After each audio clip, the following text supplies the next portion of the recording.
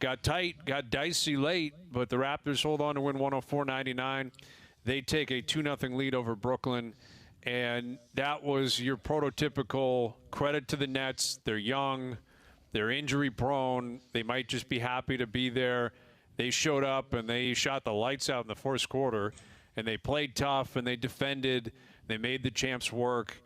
The Raptors got the win. It's 2-0, and now I think the Nets go back to the hotel and say, well, that's about that. I think we're done. We got to play 2 more games, but we showed up. We didn't mail it in. It's all good.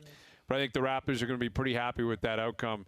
Even though it wasn't the prettiest game, you found a way to get the win. You're up 2-0. You move on from there. Nice little wake-up call without suffering a loss. You know what I mean? They had to deal with that loss with Orlando last year, and then they had to get a kick in the rear end. That's like an in-game kick in the rear end. They pull it together, and they had the bonus of, waking up or learning their lesson or whatever, and they still pull out the victory. So that's the double bonus of it. Well, when you're the better team, a lot of times I always found when you're looking at any team that is projected to win, a lot of times that team just shows up and goes, okay, how hard is the pushback from the other team? Right, exactly. And that, like game 1, they did their thing. Game 2, it was like, oh, these guys are going to push back. All right, we'll make a game of it. And they found a way, especially in the fourth, to grind it out. Like that's the equivalent of grinding. And it may not have been the prettiest win, but I think, like you said, it's a lesson. But it's also experience. This team knows how to win. They know what it takes to win. And they were like, okay, we need to flick a switch. We need to be better here. We need to be better here. And we're going to get it done. And they got it done. Yeah, exactly. And that's exactly what it was. I mean, it's a moral victory for Brooklyn because they didn't get their doors blown off in Game 2. Right. Like it's a classic. We talked about being in the bubble, Bri. Like what's – it's not like these guys are professionals. They got jerseys, the whole 9. They're there, but – when you're in the bubble, you haven't seen the fam jam in a while. Maybe it's just you never know where the pressure points are as far as saying they're not going to mail it in, but it's, you just push them to that point. I'm not saying 2 games in they're going to be there, but, Well, it's close, though. At 3, it's done. At 3, oh, for sure it's done. The Raptors were going to win this series anyway, and I know if you're a Brooklyn Nets fan, you're like, just relax. It's only 2 games. Don't get cocky. But I think Toronto sports fans are allowed to get cocky every once in a while. It is rare. It is something that doesn't show up on our radar very often. And the Raptors have allowed Raptor fans to feel uber confident to the point where they are cocky. And they were always going to win this series. It always felt that way. And now you're up 2-0. Brooklyn gave their effort. Brooklyn probably knows they're not going to win. And it's what we got into earlier in the week. Do you leave after 4 or do you stick around and lose in Game 6? Or Game 7, although I don't see it going that far. If you're going to lose anyway, maybe you just leave in a couple of days instead of waiting for 4 or 5. It's the truth, though. Like, that's the human nature of it.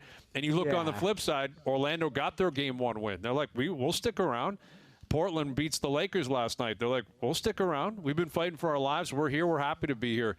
You need to suck the life out of a team and the willpower to just continue to push and have any chance of them truly believing that they can get it done. Yeah, because a lot of it is psychological when you're a huge underdog. Take the easy footsteps when you can. Everyone.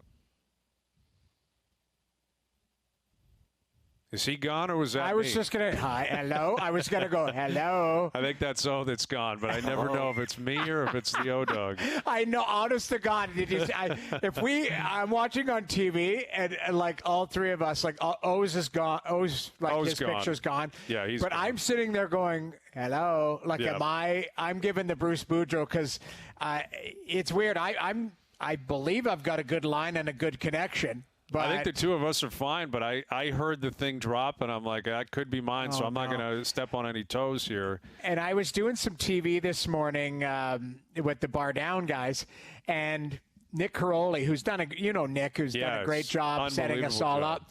He's like, hey, I need you to switch your phone to Wi-Fi and to, data. And I'm like, I don't know. Like, it worries me because, the Wi-Fi, if it kicks out during our show, that's when you start having some problems. So I was like, oh, my God, it's me. Like, that's the first thing I could think of is like, I'm gone. And I'm glad that you were like, hello. No, I didn't. I never know what to do. I give it about 2 or 3 seconds, and then I'm like, I have to give it a test, because if it was, it's just dead air, and everyone's driving around or watching or listening or whatever, and they're thinking the same thing we're thinking right now. So anyway, we'll see what's up with the O-Dog. I'm assuming the point he was trying to finish was you got to put your foot down, and that's what the Raptors did this afternoon. And what I liked about their game, specifically in the fourth quarter, they were not shooting the ball well. They shot 25% from three. Like, they went 9 for 35 from three. Those numbers are not going to win you a lot of ball games, and against a better team, that's probably going to put you in a bad spot. But what they decided to do, and they determined that they had to do in the fourth quarter, was they started getting into the paint, and they started attacking the rim. And they did not rely on outside shots. And they were moving the ball, but they were being aggressive.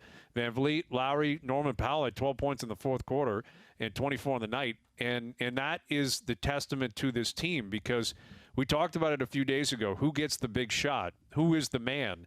Right. Siakam did not have a great night. Siakam, he turned the ball over late. Defensively, I thought he played really well. I thought he was a presence throughout the game, and specifically in the fourth quarter. But he went 6 for 14 from the field, and he didn't have it. So, Marc Gasol's not going to factor into this series, because he just doesn't have a matchup to factor up to, right? Like, he needs a Joel Embiid. He needs a Lopez brother. Exactly. And you're not going to get that on Brooklyn. So it's going to be more about Ibaka and Siakam in the front court, and Gasol didn't really factor in at all. He had no points today.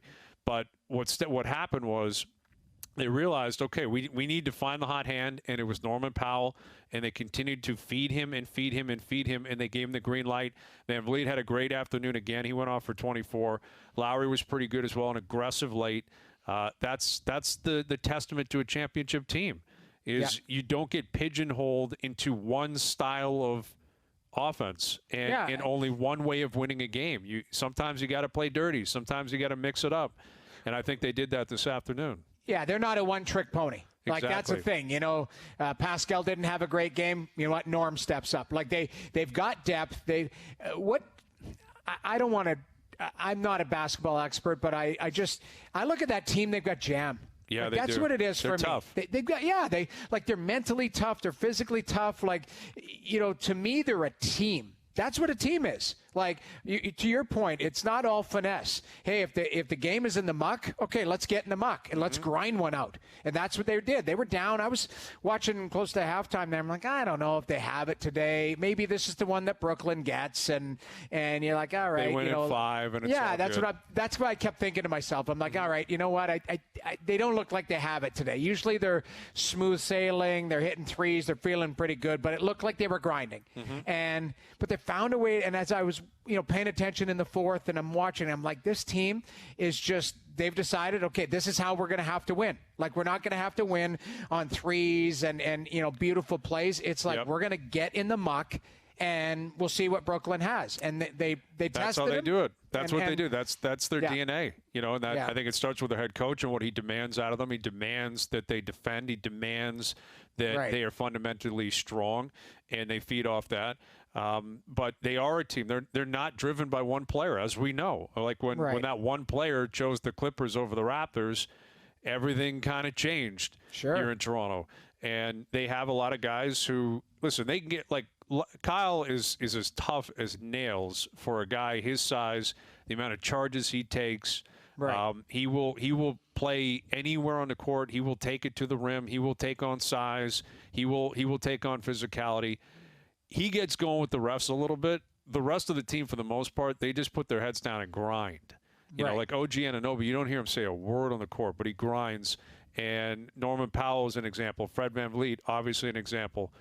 They're tough, and they're a team, and they're obviously on a mission here. And it's Brooklyn, and Brooklyn is a 7 seed for a reason, and they're depleted with injuries. I give them full credit for showing up the way they did today. But this is how good the Raptors are. Even though they didn't have their A game, I'm not sure that was their B game. They made the appropriate adjustments. They never let the game get too far out of reach, and they just continued to push and push and push. And the best teams in the NBA, they close, right? Like, that's what the best teams do in basketball and football. It's fourth quarter leagues. what's going to happen towards the end of the game, the last 2 or 3 possessions. How do you close the door? And that's what the Raptors did this afternoon. So that's a big win for them. And Game 3 goes Friday at 1:30. Yeah, so.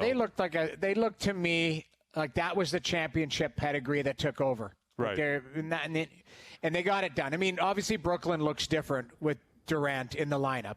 And who else is missing? And Kyrie Irving. Yeah, those are 2 superstar obviously. players. But that's right now they knew they weren't playing with Durant. Like that's just how it is. But that team, the Raptors knew going into the game, like we can win any day of the week against this team, but let's see how the game's going to unfold. Right. And they read it. They were down. They chased the game, but they got back in it, and then they dug in the fourth. I was happy for them. Yeah, it's a big win for the Raptors. Fan and watching. Absolutely. Yep. So they're up 2-0 in their series. Game 3 goes again later in the week on Friday.